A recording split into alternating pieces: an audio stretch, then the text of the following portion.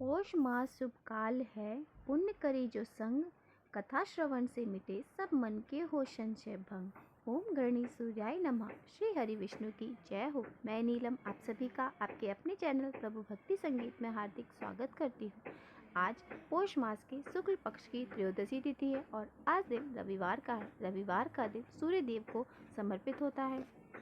अगर हम सूर्य देव को रोज जल नहीं भी चढ़ा पाते हैं तब भी हमें ये प्रयास अवश्य करना चाहिए कि हमें रविवार के दिन सूर्य देव को जल अर्पित जरूर करना चाहिए। इससे हमारे परिवार की सुख समृद्धि और हमारे स्वास्थ्य में काफ़ी अंतर पड़ता है और सूर्य देव की कृपा सदैव हमारे परिवार पर बनी रहती है।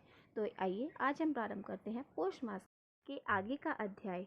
राजा राज्यवर्धन की कथा सुन रहे थे, जिसमें किस प्रकार एक दिन सिर में तेल लगाते समय उनकी पत्नी ने उनके सर में एक पका हुआ बाल देख लिया और इसके बाद राजा वनवास लेने की बात करने लगे, अर्थात तपस्या करने के लिए वन में जाने की बात करने लगे। जिसे सुनकर उनकी पत्नी और उनकी प्रजा बहुत परेशान हो गई, क्योंकि राजा ने पूरे 7000 वर्ष तक अपनी प्रजा का अच्छे से पालन पोषण किया था। उनके वन में जाने की बात सुनकर प्रजाजन कहने लगी, जब आप हमारे पालनहार हैं और आप ही चले जाएंगे तो हमारा पालन कौन करेगा। इसलिए आप हे राजन वन में मत जाइए और ऐसा प्रयास मत कीजिए जिससे इस जगत को कोई कष्ट हो।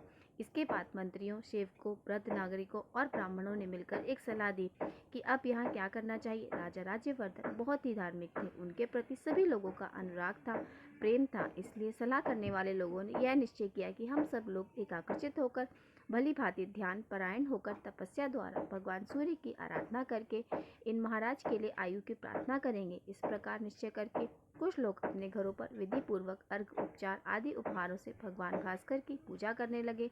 दूसरे कुछ लोग मौन रहकर ऋग्वेद, यजुर्वेद, सामवेद के जप से सूर्य देव को संतुष्ट करने लगे। अन्य लोग निराहार रहकर नदी के तट पर निवास करते हुए तपस्या के द्वारा भगवान सूर्य की आराधना में लग गए। कुछ लोग अग्निहोत्र रहकर कुछ दिन रात सूर्य सूक्त का पाठ करते और कुछ लोग सूर्य देव की ओर दृष्टि लगाकर खड़े रहते। सूर्य देव की आराधना के लिए इस प्रकार प्रयास करने वाले उन लोगों के समीप जाकर सुदामा नामक गंधर्व ने कहा, ब्राह्मणों, अगर आप लोगों को सूर्य देव की आराधना अभिष्ट है तो ऐसा कीजिए जिससे भगवान भास्कर प्रसन्न हो सके। आप लोग यहाँ से शीघ्र कामरूप पर्वत पर जाइए। वहाँ गुरु विशाल नामक वन है जिसमें सिद्ध पुरुष निवास करते हैं। वहीं पर एकाग्रचित होकर आप सभी सूर्य देव की आराधना करें। वहीं पर परम हितकारी शुद्ध क्षेत्र है, वहाँ आप लोगों की सभी मनोकामनाएं पूर्ण होंगी। सुदामा की बात सुनकर वे सभी ब्राह्मण गुरु फिर विशाल वन में चले गए। वहाँ उन्होंने सूर्य देव का पवित्र सुंदर मंदिर देखा।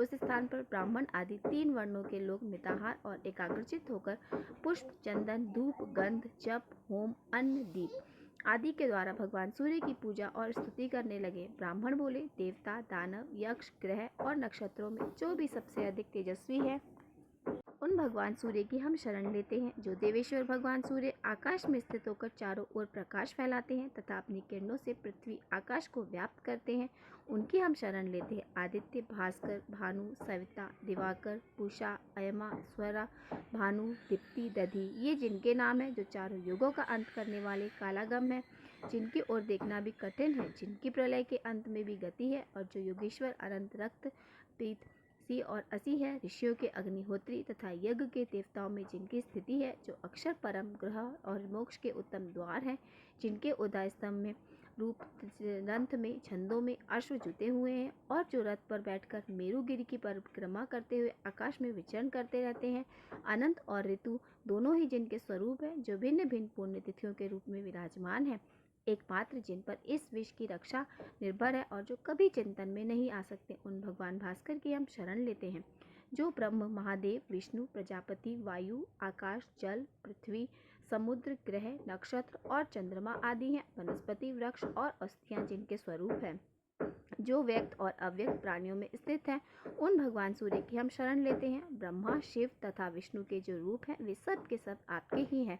जिनके 3 स्वरूप हैं वे भगवान भास्कर हम पर प्रसन्न हो। जिन अजन्मा जगदीश्वर के अंग में यह संपूर्ण जगत स्थित है तथा जो जगत के जीवन है, भगवान सूर्य हम पर प्रसन्न हो। जिनका एक परम प्रकाशमान रूप ऐसा है जिसकी ओर प्रभा पुंज की अधिकता के कारण देखना कठिन हो जाता है, तथा जिनका दूसरा रूप चंद्रमा है और जो अत्यंत सौम्य है, वे भगवान भास्कर हम पर प्रसन्न हो। इस प्रकार भक्ति पूर्वक स्तुति और पूजन करने वाले उन ब्राह्मणों पर 3 महीने में भगवान सूर्य प्रसन्न हुए और अपने मंडल से निकलकर उसी के समान कांति धारण किए नीचे उतरे और दुर्दर्शना सूर्य देव के स्पष्ट रूप का दर्शन करके उन्हें भक्ति से विनीत होकर प्रणाम किया। उस समय उनके शरीर में रोमांच और कंपन हो रहा था। वे कहने लगे, सहस्त्र किरणों वाले हे सूर्य देव, आपको बारंबार नमस्कार है। आप सबके हेतु तथा संपन्न जगत के विजय केतु हैं। आप ही सबके रक्षक और पूज्य, संपूर्ण यज्ञों के आधार तथा योग के वेता के ध्येय हैं। आप हम सब पर प्रसन्न हो। सुमंत मुनि कहते हैं, राजन, तब भगवान सूर्य ने प्रसन्न होकर सब लोगों से कहा, हे ब्राह्मणों, आपको जिस वस्तु की इच्छा हो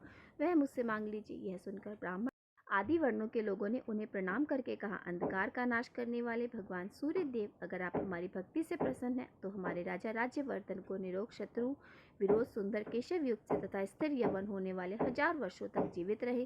तथास्तु कहकर भगवान सूर्य अंतर्ध्यान हो गए और उन सबकी इच्छा को उन्हें पूरा किया। वे सब लोग भी मनोवांछित वरदान पाकर बड़ी प्रसन्नता के साथ महाराजा राज्यवर्धन के पास लौट आए। वहां उन्होंने सूर्य देव से वर पाने की सारी बातें विस्तार पूर्वक सुनाई। यह सुनकर रानी को बड़ी प्रसन्नता हुई, लेकिन राजा बहुत देर तक चिंता में पड़ गए। वे उन लोगों से कुछ नहीं बोले और उन्होंने हृदय प्रसन्नता से भरा हुआ था लोगों का। वह बोले, महाराज, बड़े भाग्य से आपकी आयु बड़ी है, आपका अभ्युदय हो। राजन, इतने बड़े अभ्युदय के समय आपको प्रसन्नता क्यों नहीं हो रही? 10,000 वर्षों तक आप निरोग रहेंगे, आपकी जवानी स्थिर रहेगी, फिर भी आपको खुशी क्यों नहीं होती? रानी की बात सुनकर राजा बोले, कल्याणी, मेरा अभ्युदय कैसे हुआ? तुम मेरा अभिनंदन क्यों करती हो? अब 1000 वर्ष तक दुख प्राप्त हो रहे हैं। उस समय किसी को बधाई देना क्या उचित माना जाता है? मैं अकेला ही तो हूँ जो 1000 वर्षों तक जीवित रहूंगा। मेरे साथ तुम तो नहीं रहोगी। क्या तुम्हारे मरने पर मुझे बिल्कुल दुख नहीं होगा? पुत्र, पौत्र, प्रपौत्र, इष्ट, बंधु, बांधव, भक्त, सेवक तथा मित्र वर्ग, ये सब मेरी आंखों के सामने मरेंगे। उस समय मुझे महान दुख का सामना करना पड़ेगा। जिन लोगों ने अत्यंत दुर्बल होकर शरीर की नाड़ियां सुखाकर मेरे लिए इतनी कठिन तपस्या की, वे सब के सब तो मर जाएंगे और मैं भोग भोगते हुए जीवित रहूंगा। ऐसी दशा में क्या धिक्कार के लायक नहीं हूँ? सुंदरी, इस प्रकार मुझ पर यह आपत्ति आ गई है। मेरा अभद नहीं हुआ है, क्या तुम इस बात को नहीं समझती? फिर भला तुम मेरा क्यों अभिनंदन कर रही हो? राजा की बात सुनकर रानी बोली, महाराज, आप जो कहते हैं वह सब ठीक है। मैंने तथा पूर्वाश्रों ने आपके प्रेम तथा इस दोष की तो और देखा ही नहीं। वरना ऐसी अवस्था में क्या करना चाहिए हमें, यह आप ही सोचें, क्योंकि भगवान सूर्य ने प्रसन्न होकर जो कुछ कहा है वह झूठ तो नहीं हो सकता। तब राजा ने कहा, देवी, पूर्ववासियों और सेवकों ने प्रेमवश जो साथ में जो उपकार किया है उसका बदला चुकाए बिना मैं किस प्रकार भोग भोग कर, अगर भगवान सूर्य की ऐसी कृपा हो कि सभी प्रजा, मृत्यु वर्ग, तुम, पुत्र, पौत्र, प्रपौत्र, मित्र भी मेरे साथ इतने लंबे समय तक जीवित रह सके, तो मैं राज्य सिंहासन पर बैठकर प्रसन्नता पूर्वक सभी लोगों का और सभी भोगों का उपभोग कर सकूंगा। अगर वे ऐसी कृपा नहीं करेंगे तो मैं उसी समय कामरूप पर्वत पर निराहार रहकर तब तक तपस्या करूंगा जब तक इस जीवन का अंत न हो जाए। राजा के इस प्रकार कहने पर रानी ने कहा, महाराज, ऐसा ही हो। फिर भी वह महाराज के साथ कामरूप पर्वत पर चली गई। वहां पहुंचकर राजा ने अपनी पत्नी के साथ सूर्य मंदिर के जाकर सेवा परायण होकर भगवान भास्कर की आराधना आरंभ की। दोनों दंपति उपवास करते दुर्बल हो गए और सर्दी, गर्मी, वायु का कष्ट सहते हुए दोनों ने घोर तपस्या की। देव की पूजा और कठिन तपस्या करते करते जब 1 वर्ष से अधिक समय बीत गया, तब भगवान भास्कर प्रसन्न हुए। उन्होंने राजा को समस्त सेवकों, पूर्ववासियों और पुत्रों आदि के लिए इच्छानुसार वर दे दिया। वरदान पाकर राजा अपने नगर को लौट आए और धर्म पूर्वक प्रजा का पालन करते हुए बड़ी प्रसन्नता के साथ राज्य करने लगे। धर्म के राजा ने बहुत से फिर यज्ञ करवाए और दिन रात खुले हाथों से दान किया। वे अपने पुत्र, पौत्र और भृत्य आदि के साथ यवन को स्थिर करते हुए 1000 वर्षों तक जीवित रहे। उनका यह चरित्र देखकर भृगवंशी प्रमिति ने विस्मित होकर यह गाथा गाई कि अहो भगवान सूर्य के भजन की कैसी शक्ति है, जिससे राजा राज्यवर्धन अपने तथा स्वयंजनों के लिए आयु वर्धन बन गए। जो मनुष्य ब्राह्मणों के मुख से भगवान सूर्य के इस उत्तम महात्म का श्रवण तथा पाठ करता है, वैसा रात के किए हुए सभी पापों से के मुक्त हो जाता है। मुनि कहने लगे, राजन, सूर्य देव के जिस मंदिर में इस समूचे महात्म का पाठ किया जाता है, वहाँ भगवान सूर्य अपना सानिध्य कभी नहीं छोड़ते। इसलिए अगर तुम्हें महान पुण्य की प्राप्ति अभिष्ट हो तो सूर्य देव के उस उत्तम महात्म्य को मन ही मन धारण और जप करते रहना। जो सिरने के सींग और अत्यंत सुंदर शरीर वाली दूध देने वाली गाय का दान करता है और जो अपने मन को संयम में रखकर 3 दिनों तक इस महात्मा को सुनता है, उन दोनों को समान ही पुण्य फल की प्राप्ति होती है। ऐसा कहकर सुमंतु मुनि वहां से चले गए। अगली कथा मार्केंडु मुनि सुनाएंगे, जिसका वृत्तांत भक्तजनों आप सभी अगले अध्याय में जरूर सुनिएगा। और आज का अध्याय आपको कैसा लगा कमेंट करके जरूर बताएं। अगर वीडियो पसंद आई हो तो वीडियो को लाइक और मेरे साथ जुड़े रहने के लिए चैनल को सब्सक्राइब अवश्य कर लीजिए। तो मिलते हैं आपसे अगली वीडियो में। श्री हरि विष्णु की कृपा सदैव आप पर और आपके परिवार पर बनी रहे। ओम घृणी सूर्याय नमः।